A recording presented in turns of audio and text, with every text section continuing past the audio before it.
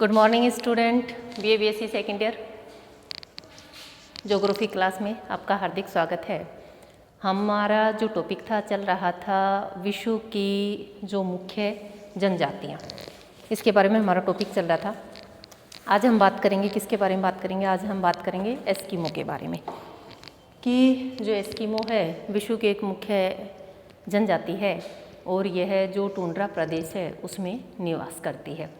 कह सकते कि हम ग्रीनलैंड, अलास्का, बेरिंग सागर, साइबेरिया, इन क्षेत्रों में यह जो जनजाति है वह निवास करती है। देखिए, बात करते हैं हम एस्किमो की। एस्किमो का अर्थ क्या होता है? कच्चा मांस खाने वाला। देखिए क्या होता है कि जो मनुष्य कह सकते हैं कि हम जो एस्किमो हैं, इनकी जो संपूर्ण अर्थव्यवस्था है वो किस पे निर्भर करती है? आखेट पर निर्भर करती है। जिस प्रकार का क्षेत्र होता है उसी प्रकार के मनुष्य के व्यवसाय होते हैं और उसी प्रकार का उनका खान पान पाया जाता है।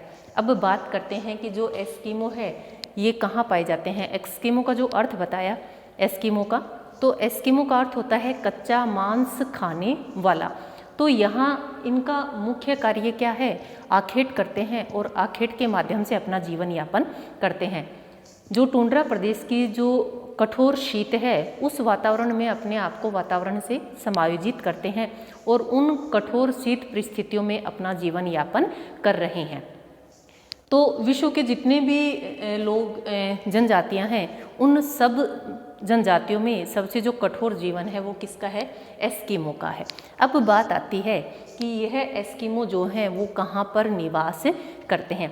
आपने टुंड्रा प्रदेश का सुना होगा। उत्तरी गोलार्ध में जो बर्फ़ वाले जो क्षेत्र हैं वो इससे संबंधित माने जाते हैं। ग्रीनलैंड और कह सकते हैं कि उत्तरी अमेरिका का उत्तरी भाग, रूस का उत्तरी भाग, जिसमें स्कैंडिनेविया, जिसमें नॉर्वे, स्वीडन और फिनलैंड देश आते हैं, साइबेरिया, उस भाग में यह जो जनजाति है वह पाई जाती है। साइबेरिया में इस जनजाति को युइत, चुकची, युकाघीर, याकूत आदि नामों से इनको जाना जाता है।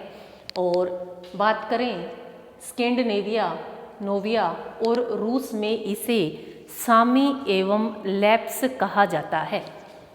ये 3 देशों से मिलकर बना है स्कैंडिनेविया, जिसमें फिनलैंड, नॉर्वे और स्वीडन तीनों देशों को शामिल किया जाता है। जैसे आपने पढ़ा होगा ना यूरेशिया, यूरोप और एशिया, उसी प्रकार से ये क्या है? स्कैंडिनेविया कि स्वीडन, फिनलैंड और तीसरा कौन सा बताया था मैंने? नॉर्वे। इन तीनों देशों में तथा रूस में सामी तथा लैप्स जो जनजाति है वह पाई जाती है। अब बात करें कि यह जो जनजाति है यह निम्न तापमान में बर्फीली आंधियाँ तथा कम रोशनी युक्त कठोर वातावरण में यह जो जनजाति है वह निवास करती है। इसकी जो जीविकोपार्जन का एकमात्र साधन क्या है? आखेट है। ये जो जनजाति है यह पशुओं का शिकार करते हैं और उन्हीं से अपना भोजन प्राप्त करते हैं। टुंड्रा प्रदेश में यह जो जनजाति है विगत 10,000 वर्षों से रह रहे हैं या 10,000 वर्षों से समय से रह रहे हैं और वर्तमान समय में भी इनकी संख्या 10 लाख के लगभग पाई जाती है। यह जो जनजाति है यह बाहरी दुनिया के संपर्क में नहीं है, इसलिए यह जो जनजाति है वर्तमान समय में भी अपनी जो प्राचीन सभ्यता और संस्कृति है उसको बनाए हुए आज भी अपने इसी क्षेत्र में निवास करती है। बात करते हैं शारीरिक संरचना की। देखिए, जो निवास क्षेत्र है अत्यधिक निम्न तापमान वाला क्षेत्र है और सर्दियों में तो यहाँ पर बर्फ़ जमती है और माइनस में टेम्परेचर बोल सकते हैं या हम कह सकते हैं कि 13 डिग्री फ़ारेनहाइट तक यहाँ पर तापमान पहुँच जाता है। देखिए क्या होता है, 0 डिग्री सेल्सियस और 32 डिग्री फ़ारेनहाइट ये दोनों क्या होते हैं? सेम होते हैं। हम 0 डिग्री सेल्सियस भी बोल सकते हैं और 32 डिग्री फ़ारेनहाइट भी हम इसकी जगह यूज में ले सकते हैं। लेकिन यहाँ पर जो तापमान है 13 डिग्री फ़ारेनहाइट तक पाया जाता है। कह सकते हैं कि माइनस में चला जाता है या बर्फ़ जो जमने की स्थिति है 0 डिग्री सेल्सियस से भी कम तापमान यहाँ पर पाया जाता है। इतनी कठोर परिस्थितियों में ये लोग अपना जीवन यापन करते हैं। बात करते हैं अब इतनी अगर कठोर परिस्थितियां पाई जाती हैं, बर्फ़ जमी रहती है, तो यहाँ पर वनस्पति नहीं पाई जाती है, वनस्पति का नितांत अभाव पाया जाता है। जब गर्मी का मौसम आता है, थोड़ी बहुत बर्फ़ पिघल जाती है, तो यहाँ पर वनस्पति के नाम पर काई, लीचेन और कुछ छोटे जो फ्लावर हैं वो यहाँ पर पाए जाते हैं। नेक्स्ट बात करेंगे हम किसकी, शारीरिक संरचना की, कि ये जो व्यक्ति हैं इनकी शारीरिक संरचना या लक्षण वो किस प्रकार के पाए जाते हैं। इनका जो रंग होता है पीलापन लिए हुए भूरा रंग होता है, चेहरा गोल होता है, चौड़ा होता है, शरीर थोड़ा सा बेढंगा सा होता है और नाक, चपटी, आंखें काली होती हैं, छोटी होती हैं, बाल काले होते हैं, कड़े होते हैं, सीधे होते हैं और इस प्रकार की इनकी शारीरिक विशेषताएं पाई जाती हैं। ये लोग कभी भी अपने बाल नहीं कटवाते हैं और पुरुष महिलाएं अपने बालों का सिर पे जूड़ा बना के रखती हैं और उसको सजाने के लिए रंगीन फीते का उपयोग भी वो करती हैं। मंझले कद के होते हैं, शरीर से हष्ट-पुष्ट होते हैं, शरीर के जो नीचे का हिस्सा होता है वह कमज़ोर होता है। आगे बात करें चारित्रिक विशेषताओं की। चारित्रिक विशेषताएं ये क्या होते हैं, मधुर स्वभाव के होते हैं, कितनी भी विकट स्थिति आ जाए अपनी बात पर अडिग रहते हैं, न तो इन्हें चोरी करना पसंद है और न ही इन्हें झूठ बोलना पसंद है। कहते हैं कि दुनिया के सबसे जो हंसमुख जनजाति है वो कौन सी है, वो यही एस्किमो है, कि इतनी अधिक प्रसन्न रहती है, इतनी विकट परिस्थितियों में भी इतनी अधिक खुश रहती है। ऐसा माना जाता है कि यह दुनिया की सबसे खुश रहने वाली या प्रसन्नचित्त रहने वाली क्या है, जनजाति है। अपनी स्थिरता के लिए, गंभीरता के लिए, विवेक और बुद्धि के लिए एस्किमो जनजाति जानी जाती है। ये इनका स्वभाव बालक की तरह होता है, मधुर और सहनशील, बालक की तरह व्यवहार करते हैं, युद्ध से अनभिज्ञ होते हैं, ये युद्ध न करना जानते हैं और न ही युद्ध में विश्वास रखते हैं। दूसरी बात आती है कि ये लोग होते हैं, इनकी सबसे बड़ी धरोहर क्या होती है कि ये भूतकाल और भविष्य इनकी चिंताओं से मुक्त रहते हैं और अपने वर्तमान समय को अच्छा खुशपूर्ण माहौल में जीवन व्यतीत करना पसंद करते हैं। नेक्स्ट बात करेंगे आखेट की। देखिए क्या होता है, जो एस्किमो जनजाति है वो एकमात्र उसके पास जीविकोपार्जन का साधन क्या है, आखेट, या हम कह सकते हैं कि उनका जो मुख्य प्राथमिक क्रिया है वो क्या है, आखेट है। तो इसमें शीतकालीन, ग्रीष्मकालीन और बसंतकालीन 3 प्रकार के आखेट किए जाते हैं, क्योंकि मौसम में जैसे जैसे परिवर्तन होता जाता है इनकी आखेट करने की जो विधि है उसमें भी अंतर पाया जाता है। फर्स्ट हम बात करते हैं शीतकालीन आखेट। इनका जो जीवन है मुख्य रूप से शिकार पर निर्भर करता है, तो इनका जो मुख्य कार्य है वो भी क्या है, शिकार करना या आखेट करना। जो शीतकालीन आखेट की बात की जाए तो जो एस्किमो होते हैं वो क्या होते हैं, शीतकाल में तट के निकट निवास करते हैं। तट के निकट जब सील मछली आती है ये लोग उसका शिकार करते हैं। अनेक विधियों से सील मछली का शिकार किया जाता है। सील जो मछली होती है समूह में ये व्यक्ति क्या करते हैं, उसका शिकार करते हैं। उसका शिकार करने के लिए कुत्तों की सहायता भी ये लोग लेते हैं। तो इसमें अलग अलग विधियों का प्रयोग किया जाता है। तो उसी में एक विधि है माऊपाक विधि। इस विधि में क्या होता है, व्यक्ति समूह में रहते हैं और जैसे ही सील मछली आती है एक हार्पून यंत्र होता है, उसके माध्यम से वो उस सील मछली का शिकार कर लेते हैं। इसी प्रकार की एक अन्य विधि है जिसका नाम है इतु परख। इसमें भी ये लोग होते हैं समूह में क्या करते हैं, सील मछली का शिकार करते हैं। यंत्र होता है हार्पून, कह सकते हैं हार्पून यंत्र के रूप में प्रयोग करते हैं। जैसे ही सील मछली छेद के पास सांस लेने के लिए आती है तो उस छिद्र के पास ये कुछ उसको लुभाने के लिए मांस वगैरह रख देते हैं। जैसे ही वह मछली उसको खाने के लिए आती है तो क्या कर लेते हैं ये लोग, इस हार्पून यंत्र की सहायता से उस सील मछली का शिकार कर लेते हैं। और कई बार ऐसा होता है कि ये लोग सील मछली का शिकार अपने जंगली कुत्तों की सहायता से भी उस सील मछली का शिकार करते हैं। अलग अलग विधियों से ये लोग क्या करते हैं, शील मछली का शिकार करते हैं। नेक्स्ट बात आती है, इस प्रकार का जो आखेट होता है उसको माउपाक कहते हैं, और अन्य जो इसी प्रकार की जो दूसरी विधियां हैं उनका नाम क्या है, इतु परक, और इनका जो यंत्र होता है वो उस यंत्र का नाम क्या है, हारपून यंत्र।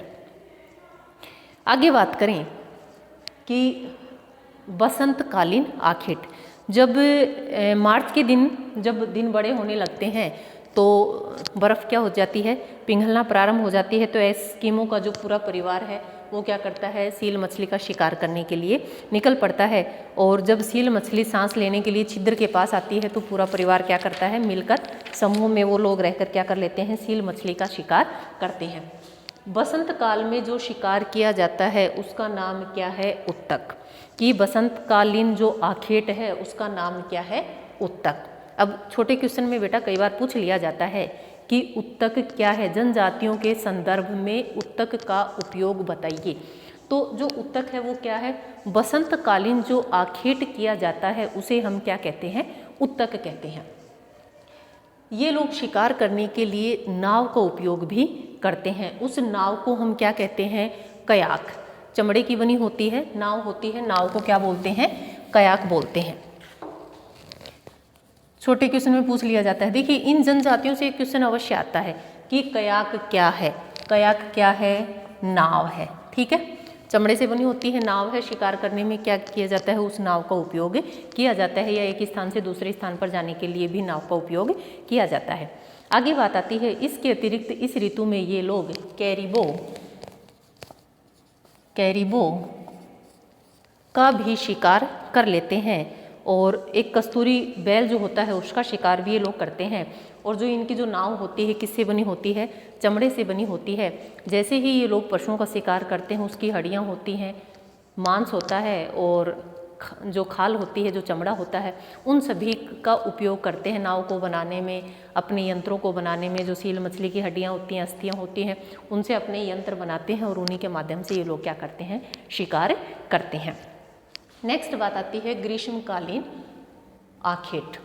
ग्रीष्मकालीन आखेट जो होता है, देखिए इस समय ये लोग कहाँ आ जाते हैं, नदियों के किनारे आ जाते हैं, जो जल वाले क्षेत्र हैं वहाँ पर आ जाते हैं।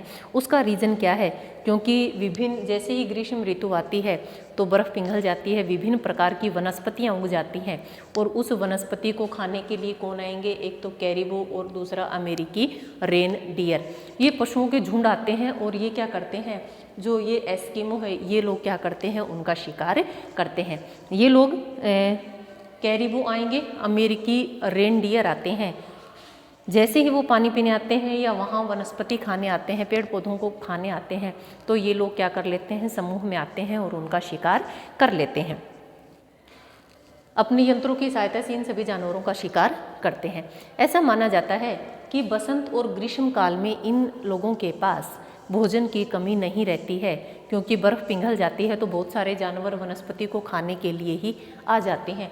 लेकिन कई बार इनके सामने भोजन का संकट उत्पन्न हो जाता है। शीतकाल में इनके पास भोजन की कमी हो जाती है, और कई बार तो ऐसा होता है कि इतनी ठंडी बर्फीली हवाएं चलती हैं, इतना अधिक निम्न तापमान हो जाता है कि इन लोगों को 10-10 दिनों तक कोई भी शिकार उपलब्ध नहीं होता है, और कई बार तो भूख के कारण इन एस्किमो जो जनजाति है उसके लोगों की मृत्यु तक हो जाती है। नेक्स्ट बात करते हैं घर की। देखिए घर दो प्रकार के पाए जाते हैं इनके, एक होते हैं ग्रीष्मकालीन आवास और दूसरे होते हैं शीतकालीन। जो ग्रीष्मकालीन आवास होते हैं उसमें लोग क्या करते हैं, कोई भी जलीय क्षेत्र होता है उसके आसपास ही अपने तंबू बना लेते हैं और वहीं पर रहना प्रारंभ कर देते हैं, क्योंकि जैसे ही कोई जंगली जानवर पानी पीने आता है या उस क्षेत्र में उगी घास को खाने आता है तो क्या करते हैं, ये लोग उस जानवर का शिकार कर लेते हैं। तो जल या जल वाले क्षेत्र में उसके पास में रहते हैं, ये तंबू बनाते हैं। ग्रीष्म काल में क्या बनाते हैं, तंबू बनाते हैं। जानवरों की खाल होती है, जानवरों की खाल से लोग क्या बनाते हैं, तंबू बनाते हैं। उस तंबू को बोलते हैं टयूपिक। क्या बोलते हैं, टयूपिक। तो पूछा जाता है कई बार कि टयूपिक क्या है, कि एस्किमो जो जनजाति है उसके द्वारा ग्रीष्म काल में जो तंबू बनाए जाते हैं उनको क्या कहा जाता है, टयूपिक कहा जाता है। और शीतकालीन में क्या होता है, जैसे ही सर्दियां पड़ती हैं सर्दियों के समय ये लोग बर्फ़ के बड़े बड़े चट्टानों को काटते हैं और जिस प्रकार से पत्थर से घर बनाते हैं, ईंटों से घर बनाते हैं, उसी प्रकार से क्या करते हैं, उन जो बर्फ़ के टुकड़े हैं उनको जोड़ जोड़ कर एक गुंबदनुमा आकृति बना लेते हैं और उस गुंबदनुमा, ये लीजिए जी, गुंबदनुमा आकृति बना लेते हैं और इसमें एक छोटा सा द्वार छोड़ा जाता है ताकि जो शीतकालीन जो ठंडी हवाएं हैं वो अंदर प्रवेश न कर सकें। इतना अधिक निम्न तापमान रहता है कि 0 डिग्री सेल्सियस से कम तापमान पाया जाता है। तो उस समय ये लोग क्या करते हैं, इसका एक बिल्कुल छोटा सा द्वार छोड़ा जाता है जिसमें कोहनी के बल रेंग कर या पेट के बल रेंग कर अंदर जाया जाता है। तो उसको अंदर से ढकने के लिए समूर की खाल या जानवरों की खाल का उपयोग करते हैं और बाहर उसमें रोशनी करने के लिए जो जानवर हैं उनकी चर्बी को जलाया जाता है ताकि घर भी, जो इनका जो घर है वो भी गर्म रह सके और अंदर रोशनी हो सके। जो शीतकालीन जो इस प्रकार के बर्फ़ के इनके जो घर बने होते हैं उसको बोलते हैं इग्लू। उसको क्या कहते हैं, इग्लू कहते हैं। तो कई बार पूछ भी लिया जाता है कि इग्लू क्या है, तो हम क्या कहेंगे, शीतकालीन जो आवास होते हैं इनके, एस्किमो जनजाति के जो घर होते हैं उनको हम क्या कहते हैं, इग्लू कहते हैं। तो उसको अंदर से जो इग्लू होता है उसको बर्फ़ के बड़े बड़े टुकड़ों से बना होता है, अंदर समूर की खाल से या खाल से उसको कवर कर लिया जाता है और रोशनी के लिए उसमें क्या किया जाता है, रोशनी के लिए जो जानवरों की चर्बी है उसको जलाकर रोशनी की जाती है।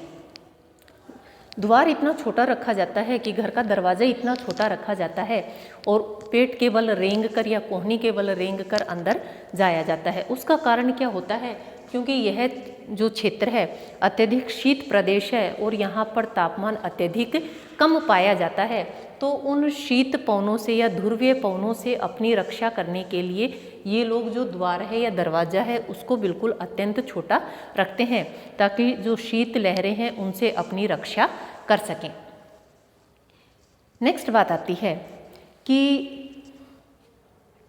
वस्त्र किस प्रकार के पहनते हैं। जो एस्किमो है वो वस्त्र किस प्रकार के पहनते हैं। एक होता है कैरिबो, दूसरा होता है सील मछली और तीसरा होता है ध्रुवीय भालू। ये लोग क्या करते हैं, जो अपने कपड़े बनाते हैं वो जानवरों की खाल से या चमड़े से ही अपने वस्त्र बनाते हैं। जहाँ कैरिबो पाया जाता है वहाँ उस कैरिबो की खाल से इनके वस्त्र बनाए जाते हैं, क्योंकि जो कैरिबो है उसके जो चमड़ा होता है वो क्या होता है, सील मछली का जो चमड़ा होता है उससे अधिक मुलायम, लचीला और गर्म रहता है। और इतनी तीव्र जहाँ निम्न तापमान पाया जाता है या ठंडी पवनें पाई जाती हैं वहाँ पर जो गर्मी देने वाले जो वस्त्र हैं उनकी अधिक आवश्यकता पड़ती है। तो ऐसे में ये लोग क्या करते हैं, सील मछली के जो चमड़ा होता है उससे वस्त्र बनाते हैं, लेकिन जहाँ पर कैरिबो पाए जाते हैं उस कैरिबो की जो चमड़ा होता है उससे ये लोग क्या बनाते हैं, वस्त्र बनाते हैं। उसका कारण क्या है, क्योंकि सील मछली की तुलना में जो कैरिबो की जो खाल होती है, जो चमड़ा होता है लचीला होता है और अत्यधिक गर्म पाया जाता है। फर लगी रहती है उसमें, हल्का भी रहता है, गर्म भी रहता है और लचीला भी पाया जाता है। और जो एस्किमो हैं उनके बारे में ऐसा मानना है कि ये लोग वस्त्रों का उपयोग, जो पशुओं की खाल है उन्हीं का उपयोग किस रूप में करते हैं, वस्त्रों के रूप में करते हैं। अब बात आती है कि इनके वस्त्र किस प्रकार के पाए जाते हैं। जो पुरुष पहनते हैं, वर्तमान समय में जो जर्सी होती है, बाहदार वस्त्र होता है, उसको बोलते हैं तिमियाक। बाहदार एक वस्त्र होता है उसको कहते हैं तिमियाक। पुरुष अपने ऊपरी भाग को ढकने के लिए उसका उपयोग करता है, जो बाहदार वस्त्र होता है उसको पहनता है, लेकिन उस वस्त्र को क्या कहा जाता है, तिमियाक उसको कहा जाता है। इसी तिमियाक के ऊपर एक अन्य वस्त्र पहना जाता है जिसको क्या बोलते हैं, अनुहाक। उसको क्या कहेंगे, अनुहाक। उसी प्रकार से महिलाएं भी वस्त्र पहनती हैं और जो पुरुष हैं वो इसी चमड़े से बने जूतों का उपयोग भी करते हैं, लेकिन उन जूतों को कहते क्या हैं, कार्मिक। जूतों को क्या कहते हैं, कार्मिक कहते हैं। पूछा जाए कि कार्मिक क्या है, कि जूते हैं, लेकिन पुरुषों और महिलाओं के जो जूते होते हैं उनमें अंतर पाया जाता है। महिलाएं भी पुरुषों के समान वस्त्र पहनती हैं, उसी प्रकार से पजामा पहनती हैं, लेकिन जो पजामा होता है उसकी जो लंबाई होती है वो कम होती है। लेकिन जो जूते पहनती हैं, जूते कहाँ तक पहनती हैं, घुटनों तक उनके जूते पहनते हैं। जो महिलाएं हैं जो जूते पहनती हैं वो घुटनों तक पहनती हैं। हम कह सकते हैं कि पुरुषों की तुलना में महिलाओं के जो जूते होते हैं वो कैसे होते हैं, लंबे पाए जाते हैं और घुटनों तक पाए जाते हैं। तो जो जूते हैं वो भी किससे बने होते हैं, इन्हीं जो जानवर हैं उनके चमड़े से बने वो जूते होते हैं, चाहे वो सील हो चाहे वो कैरिबो हो, उसकी खाल से ही क्या बनाए जाते हैं, जूते बनाए जाते हैं। और इस तिमियाक के ऊपर जो वस्त्र पहना जाता है उसको नाम क्या है, अनोहाक। और जो चमड़े के जो जूते बनाए जाते हैं उसको हम क्या बोलते हैं, कार्मिक। तो कई बार छोटा क्वेश्चन आ भी जाता है कि कार्मिक क्या है, जूते हैं। तो इस जो जनजातियाँ पढ़ रहे हो इसमें छोटी छोटी चीज़ें हैं, इनको आप बिल्कुल अच्छे से ध्यान से पढ़िएगा, क्योंकि जो छोटे क्वेश्चन आपके इसी में से पूछे जाते हैं। आगे बात करते हैं कि जीव जंतु। हम सभी जानते हैं कि टुंड्रा प्रदेश में कौन कौन से जीव जंतु पाए जाते हैं। जितने भी जीव जंतु पाए जाते हैं, जो एस्किमो जनजाति है उन सभी जीव जंतुओं का क्या करती है, शिकार करती है। तो हम कह सकते हैं कि जीव जंतु वैसे तो कम मिलते हैं क्योंकि बर्फ़ गिरती रहती है, जिसके कारण जीव जंतुओं की संख्या कम पाई जाती है। लेकिन ध्रुवीय भालू, कैरिबो और हम कह सकते हैं कि मस्क, बैल, उन सभी का ये लोग क्या करते हैं, शिकार करते हैं। गिलहरी मिल जाए, मस्क मिल जाए, लोमड़ी, खरगोश, मर्ग, कस्तूरी, सील मछली, जो भी इनको मिलता है क्या कर लेते हैं, ये लोग उसका शिकार कर लेते हैं। और वर्तमान समय में जो भालू है, ध्रुवीय जो भालू है, वैश्विक तापमान में वृद्धि के कारण वर्तमान समय में उस पर संकट आ गया है। तो जो ध्रुवीय क्षेत्रों में बतख हैं या अन्य जो मछलियां हैं, मछली में भी वालरस है, व्हेल है, सील मछली है, उन सभी मछलियों का ये लोग क्या करते हैं, शिकार करते हैं। नेक्स्ट बात करेंगे यंत्र की, कि कौन कौन से यंत्र या उपकरण हैं जिनका उपयोग ये लोग करते हैं। अब देखिए, शिकार करते हैं, शिकार करने के लिए इनको क्या क्या यंत्र चाहिए, हथियार चाहिए। यंत्र क्या था, हार्पून, उसके माध्यम से ये लोग क्या करते हैं, शिकार करते हैं। कयाक मैंने बताई थी आपको, क्या होती है, नाव होती है। बनाएंगे किससे, जितनी भी इनको मछली वगैरह प्राप्त होती हैं उसकी हड्डियों से, उसकी अस्थियों से, और जो 12 सींगे के सींग होते हैं उनके सींगों का उपयोग कर लेते हैं हैंडल के रूप में। और जो सील मछली है उसके चमड़े का उपयोग उस नाव को बनाने में कर लेते हैं। तो जो यंत्र हैं उसमें मुख्य है हमारे पास कयाक। कयाक क्या होती है, नाव होती है। और दूसरा है उमियाक। देखिए क्या होता है, पुरुषों द्वारा अलग नाव का उपयोग किया जाता है और महिलाओं द्वारा अलग नाव का उपयोग किया जाता है। तो जो मुख्य रूप से जो लंबी नाव होती है उसको बोल देते हैं कयाक, और जो महिलाओं के द्वारा जिस नाव का उपयोग किया जाता है उसको बोलते हैं उमियाक। उसको क्या कहते हैं, उमियाक कहते हैं। एक हार्पून होता है, मैंने बताया था हार्पून, सील मछली का शिकार करने के लिए इस यंत्र का उपयोग किया जाता है। हाथी दांत के आगे जो हड्डियां होती हैं वो लगा लेते हैं ताकि वो आगे से तेज़ उसकी धार हो जाए, जिसके माध्यम से वो क्या करते हैं, सील मछली का समूह में शिकार करते हैं। कुत्तों की सहायता से भी वो लोग सील मछली का शिकार करते हैं। स्लेज गाड़ी, ऐसी गाड़ी जो बिना टायरों के होती है, जिसके टायर नहीं होते, रेंग कर चलती है। कह सकते हैं कि बर्फ़ पर फिसलन वाली जो गाड़ी होती है उसको भी ये लोग क्या करते हैं, उपयोग में लेते हैं। अगर इनको शिकार करना है और उस किसी भी स्थान पर अगर शीघ्र पहुंचना है तो ये लोग कुत्तों का उपयोग करते हैं इस स्लेज गाड़ी को खींचने के लिए। 5 या 6 कुत्तों का दल होता है, वो दल क्या करता है, इस स्लेज गाड़ी को खींचने का कार्य करता है। लेकिन अगर इन लोगों को धीमे या कह सकते हैं कि कोई लंबा स्थानांतरण करना होता है तो ये लोग रेडियर का उपयोग करते हैं। ये लोग किसका उपयोग करते हैं, रेडियर का उपयोग करते हैं। धीमी गति के लिए रेडियर को जो यात्रा है उसके माध्यम से करते हैं। लेकिन अगर इनको तीव्र गति से कहीं पहुंचना होता है, शिकार करना होता है, तो ये जंगली या कह सकते हैं कि कुत्तों के दल का उपयोग करते हैं। और जो कुत्ते होते हैं वो इनके शिकार में भी क्या करते हैं, सहायता करते हैं। आगे बात करते हैं, जो स्लेज गाड़ी होती है किससे बनी होती है, जो सील मछली की हड्डियाँ हैं उनसे बनी होती हैं। आगे हैंडल के लिए क्या लगा देते हैं, 12 सींगे के जो सींग होते हैं उनका हैंडल के रूप में उपयोग करते हैं। अब बात आती है, देखिए इनके पास कोई ऐसे साधन नहीं है, जो भी है वो क्या है, जो जिन पशुओं का ये शिकार करते हैं उससे जो भी सामग्री प्राप्त होती हैं वो ही क्या हैं, इनकी सहायक वस्तुएं हैं, उन्हीं का उपयोग करते हैं और जितने भी यंत्र और उपकरण होते हैं उन्हीं को वो बनाते हैं। अब जो स्लेज गाड़ी है किसकी सहायता से बनाएंगे, सील मछली की अस्थियाँ हैं, बारहसिंगे के सींग हैं और हड्डियाँ हैं, उन सब के माध्यम से क्या बनाते हैं, ये स्लेज जो गाड़ी है उसको बनाने का कार्य करते हैं। नेक्स्ट बात करेंगे हम समाज की।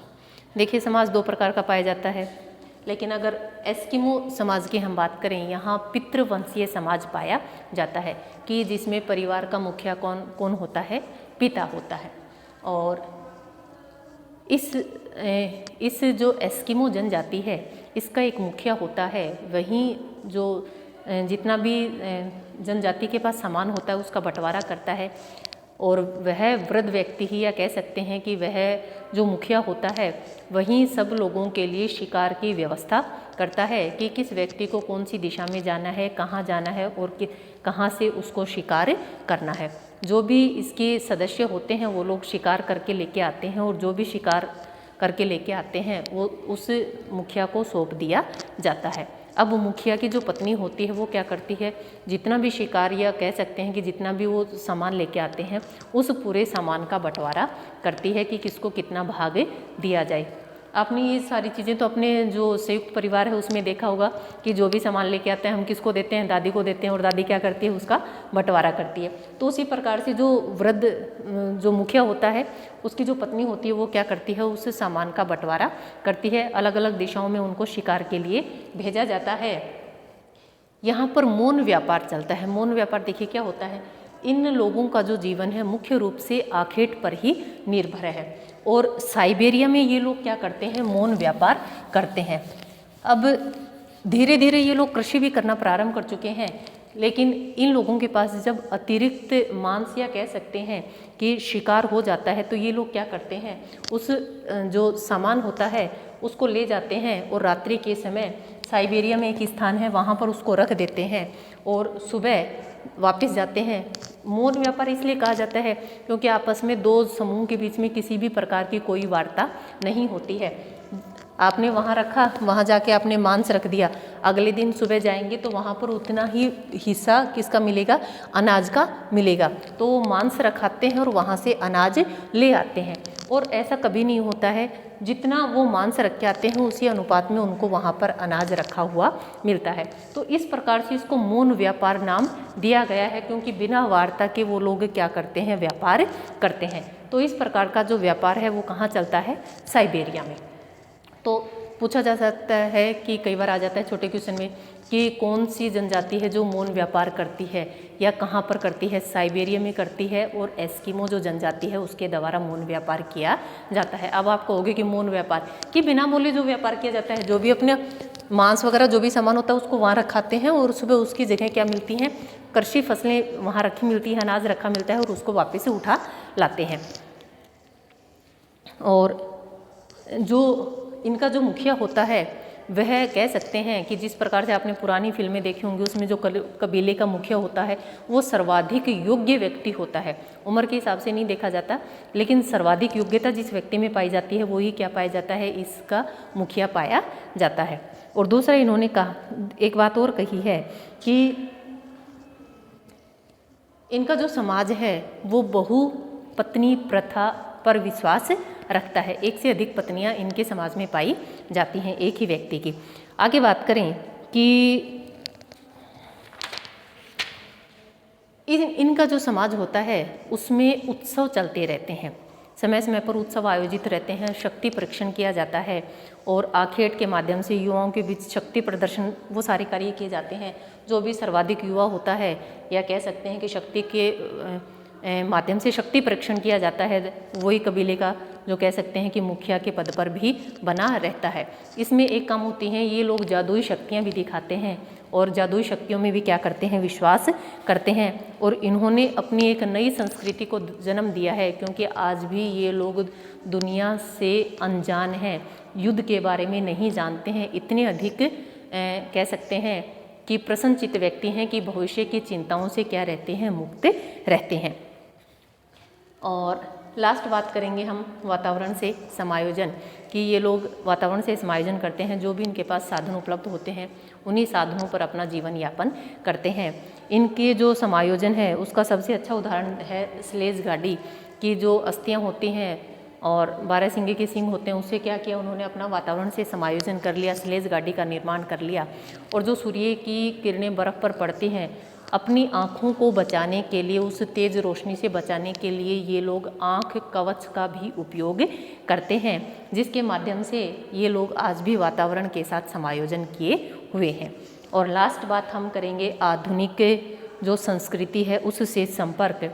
वैसे तो ये शर्मीले स्वभाव के हैं, इतने अधिक बाहरी दुनिया में घुलते मिलते नहीं हैं, लेकिन अमेरिकन जो लोग हैं और यूरोप वासी हैं उनके वर्तमान समय में ये लोग संपर्क में हैं, धीरे धीरे खेती कर रहे हैं और जो राडार स्टेशन है या जो खनन साधन है वहाँ पर ये लोग वर्तमान समय में कार्य कर रहे हैं और धीरे धीरे ये लोग क्या समूर का व्यापार करने लगे हैं, और जिसके कारण भी इनका जो जीवन है उसमें परिवर्तन आया है। और लास्ट हम यही कहेंगे कि सबसे कठिन विकट परिस्थितियों में रहने वाली है जनजाति दुनिया की सबसे हंसमुख जनजाति मानी जाती है, और इतने अधिक कम तापमान में रहने के कारण भी आज भी ये लोग वातावरण से समायोजन किए हुए हैं।